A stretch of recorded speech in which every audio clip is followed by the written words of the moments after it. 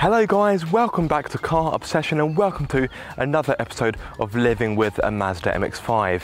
If I'm not mistaken, this is episode 17, so yes, there have been quite a few, and in this video, this is really a yearly update. Believe it or not, I've now had my cherished Mark 1 for just over a year now.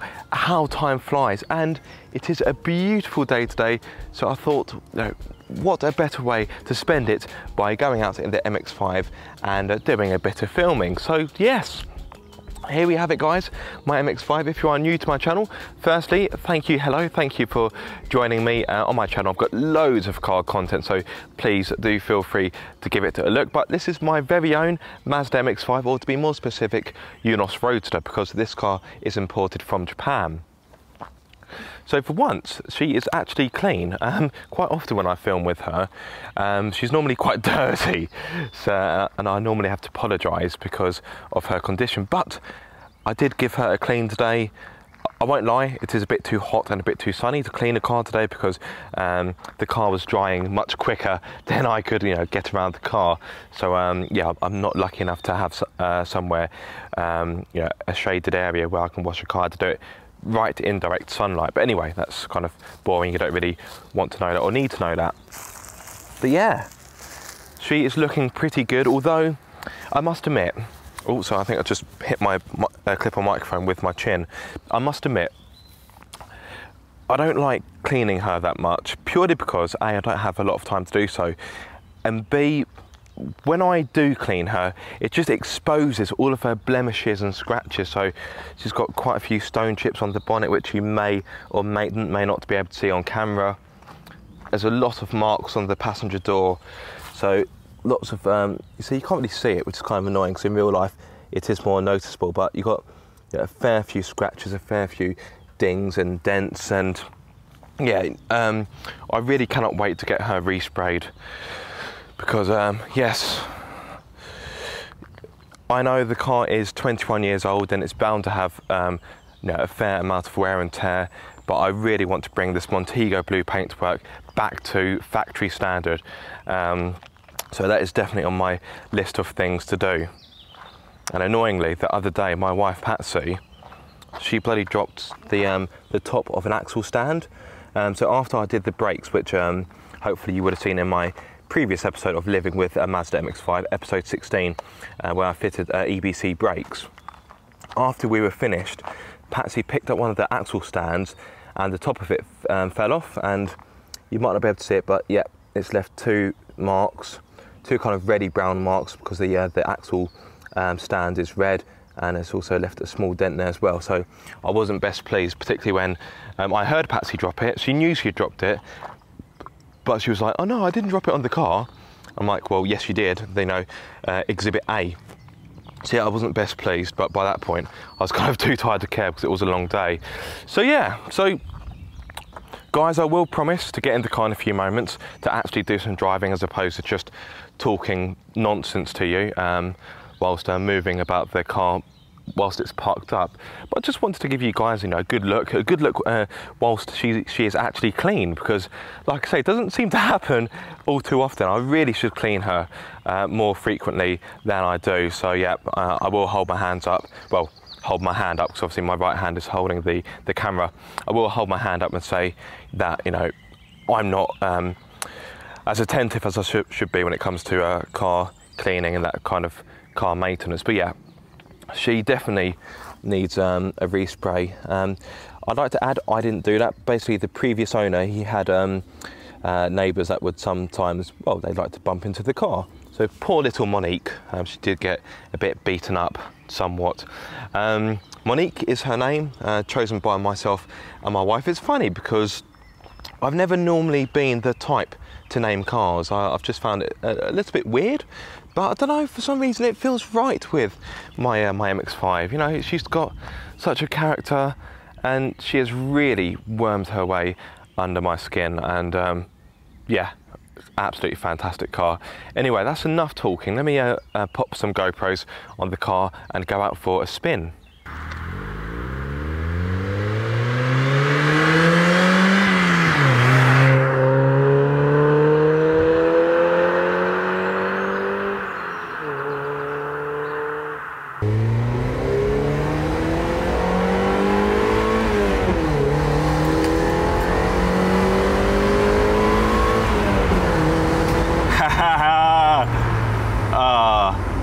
that is a noise I can never, ever get tired of. Yes, I do wear driving gloves, get over it. Why? Well, I find it more comfortable. My hands tend to get quite clammy, and I think they also look pretty badass as well, though that opinion won't be, not everybody will share that opinion. But anyway, we're not here to talk about my gloves, although I did make a video about driving gloves, so if you want to check it out, please do so. What we are here for is, of course, my MX-5. What has it been like to live with for a year? Well, it has been absolutely fantastic. There are a few things that need doing. So the headrest speakers in the passenger seat have gone. I'm pretty sure the speaker in the passenger door has gone. The alternator needs looking at, because I think one of the pulleys is a bit loose, because the car does squeal when you start her up, and it's this horrible kind of shrieking for, what feels like an eternity. It does go after about 30 seconds or so, maybe even a bit less than that. But yeah, the alternator needs looking at, so speakers, alternator. I need to get new tyres, because the tyres on this car at the moment are crap. Front axle, I've got good ride tyres, which are a budget tyre, and on the rear axle I've got Pirelli P6000s, which are fine when it's lovely and dry, like today, but the moment the road gets a little teeny weeny bit damp, the back end becomes quite lively. So yeah, I have had a few interesting drives in this car.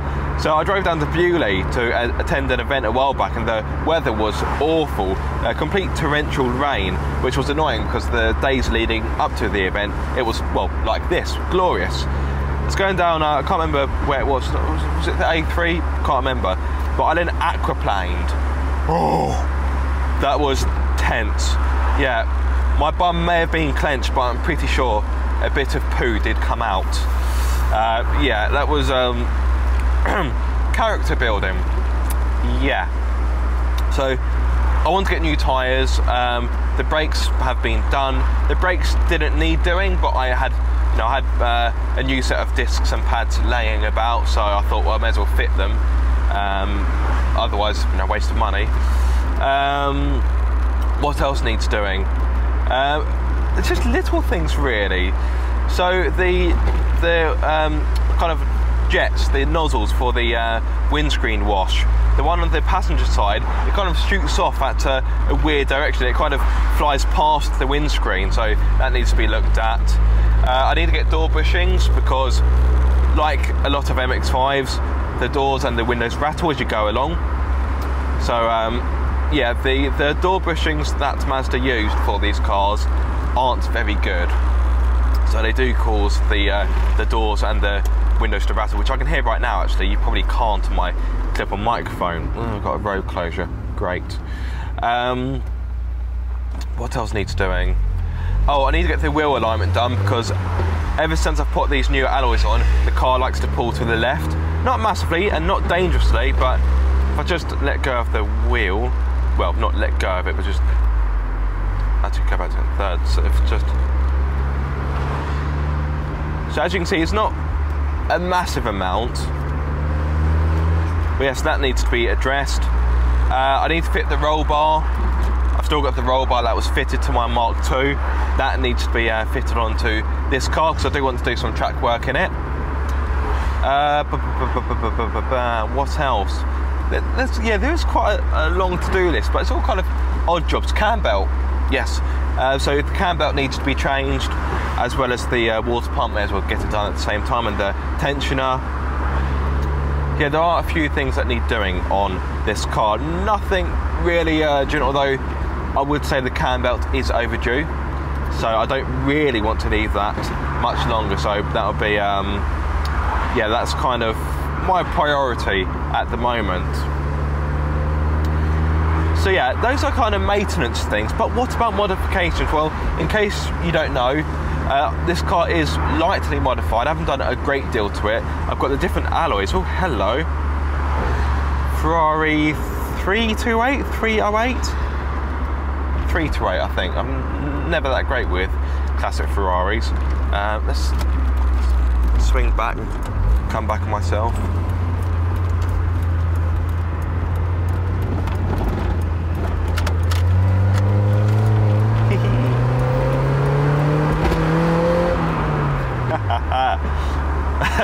Sorry, I got a bit distracted.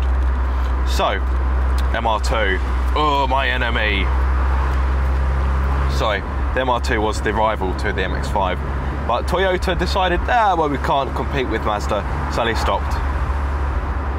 Anyway, so I've got different alloys on this car. They are quite blingy, and I'll be honest, I was looking for bronze rather than gold, but my wife found these. They were at a good price, and I do quite like them.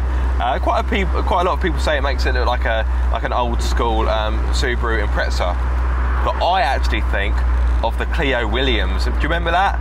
The Renault Clio Williams? Yeah, that was a cool looking car. This car is sat on coilovers, Gazgold Pro coilovers, which I would thoroughly recommend. Yes, they are a bit costly, but like anything in life, you get what you pay for. I've got the Cobalt exhaust, which if you want to know more about that video, that's actually quite a recent video. That was episode 15 of living with a Mazda MX-5. Please do check out that video. But I love this exhaust. If I were to go into a custom shop and get an exhaust, you know, made from scratch for me, I would probably walk out with an exhaust nigh on identical to that. Hang on a minute, sorry, I've got to do this.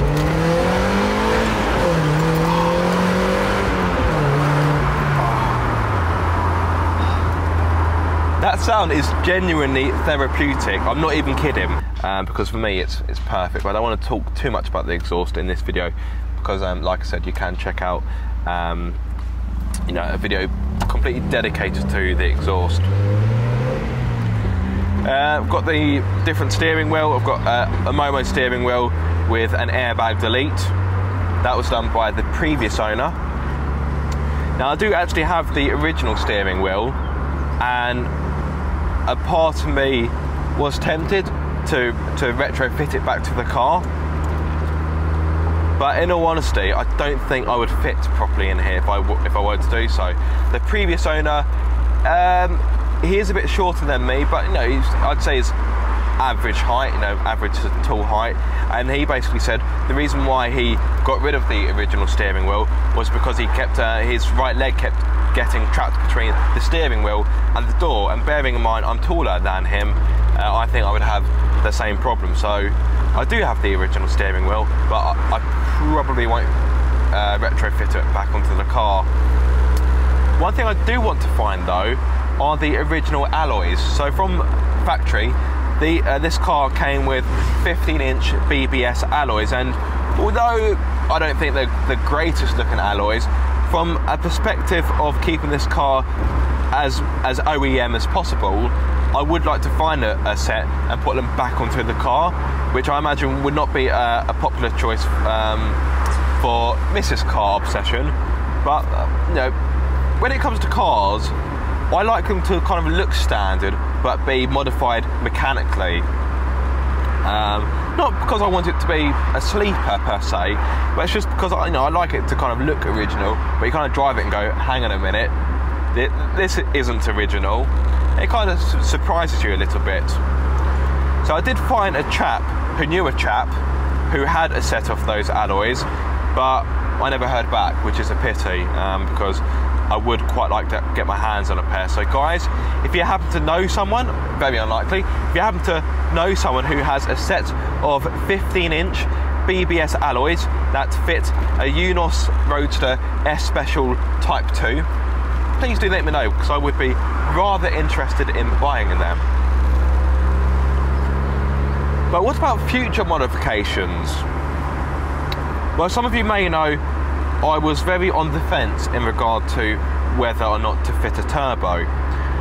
Good friend of the channel, Exhausted, he put a turbo in his, and I had a passenger ride in his car before he had it mapped. At the time it was running about 180 brake horsepower, and even then it felt like a missile. So I must admit, the more I've driven this car, and actually whilst I'm on that topic, so I've had this car for just over a year now, and within that time, I've worked out I've covered roughly 6,500 miles, which, to be honest, for me, is quite staggering, because it doesn't feel like I've driven this car as much as I, would like to. And that's because, thankfully, I have the opportunity to review, a good variety of different cars, which I'm thankful for. But I think it's got to the point where I will deliberately space some cars out so I can spend more time with the MX-5, because she brings an emotion that very few cars do. And some of you may think I'm soppy, then I'm just a big girl's blouse, but if I'm not mistaken, this is the only car to make me cry with happiness. And in fact, that was only a few weeks ago. Life has been quite challenging at the moment. I've had lots of ups, a fair amount of downs. And I remember I was driving to work one day, and have you ever had a moment in life where life's not perfect, but you've got something in your life which you're just very grateful for? And some of you may think, what, and you have that emotion about a car? But I do.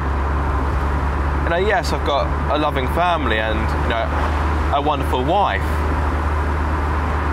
but knowing I have this in my life, it just kind of takes the sting off a little bit.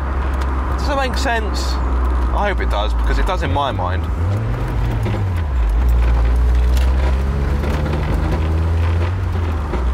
Oh, guys, in case you can hear, that rattle is still there. I did work out what it was. Basically, it's a bolt on one of the support beams underneath the car, which is loose. I tried to tighten it, but it won't really tighten, so that is a little bit annoying. But yeah, this car, it strikes up an emotion in me that very few cars have been able to match. I don't think many more cars I will ever drive will. This is a car that I want to keep for as long as possible. I've got no plans to sell it. I'm not one of these YouTubers that will have a car for 5 minutes, sell it on, and move on to the next car. So I've gone off topic massively. Now, this has been quite an impromptu video. I didn't really have a plan of action of what to say or when to say it. So I do realise I've strayed massively away from my conversation about the turbo. So yes, the more I drive this car, the more I've really grown to appreciate the NA delivery of this 1.8 litre engine. The more you drive an MX-5, the more you understand why Mazda has been not stubborn, but well, maybe stubborn is the right word. But you can see why Mazda has stuck to its guns and not fitted an MX-5 with a turbo, because this car, it feels pure, it feels balanced. And yes, this car is, some would say it's underpowered, but I actually like it as it is. And I think putting a turbo on this car could potentially ruin my experience of this car. Now, that is unlikely, I will be honest, but I just love how this car, you really need to wring its neck out to get the power. And this is a driver's car. Some say, oh, it's a hairdresser's car. But guys, if you're not driven an MX-5, please, if you have the chance, do so. Especially if it's been modified a little bit like mine, because mine is, well, in my opinion, fantastic. So the turbo, I may fit a turbo at some point, but the likelihood is I won't. So if that disappoints some of you, I do really apologise. But I feel I'm happy as it is. And really, that was my my kind of major modification I wanted to do to the car. So now that, for the time being, that is off the table, I don't really have many more plans with this car. I do want to get her resprayed because I do want to kind of... Oh, what was that? I do kind of want to bring her back to her former glory. But apart from that, I can't really think of what else I'd want to do. Just improvements really. So the front UNOS badge is a bit beaten up and needs replacing. The rear UNOS badge needs replacing. I just kind of want to not restore the car, but just replace little bits which have kind of perished a little bit and become faded, or they have weathered the test of time, let's put it that way. Now, I've realised I've been talking away at you. Now, I haven't even mentioned the brakes. We're not in any great detail anyway. So the brakes are pretty much bedded in now, and they do feel pretty good. I'm yet to really test them properly because although they have bedded in, I'm still a little bit tentative with them. But the brakes feel strong. I haven't got anyone behind me. That was quite an aggressive stop. This car doesn't have ABS, which is why the wheels locked up a little bit there. But yeah, the brakes feel strong. There's a nice firmness to the pedal. I'm sure when I do eventually take this on a track day, I'm sure the brakes will inspire a lot of confidence, and I'm really intrigued to see how they perform on a track. Now, I'll be honest, I could probably do this all day, so it might be a good idea for me to wrap up before A, I run out of petrol, and B, I run out of time, because I've got places to be and people to see. But yeah, to sum up, living with this car for just over a year now, it has been fantastic. This car has captured my heart in a way that, to be honest, very few cars have done. And as I said earlier, no matter what is going on in my life, this car, it doesn't fail to make me happy. It really doesn't.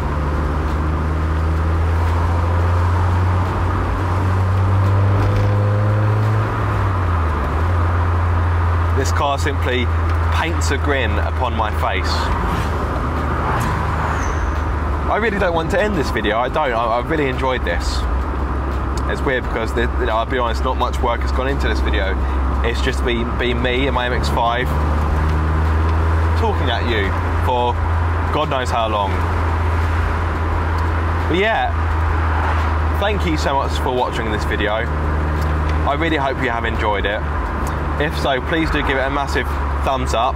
If you are subscribed, don't forget to click that bell icon so you get notified every time I make a video. And if you aren't subscribed, guys, what are you waiting for? Be sure to subscribe for more car obsession.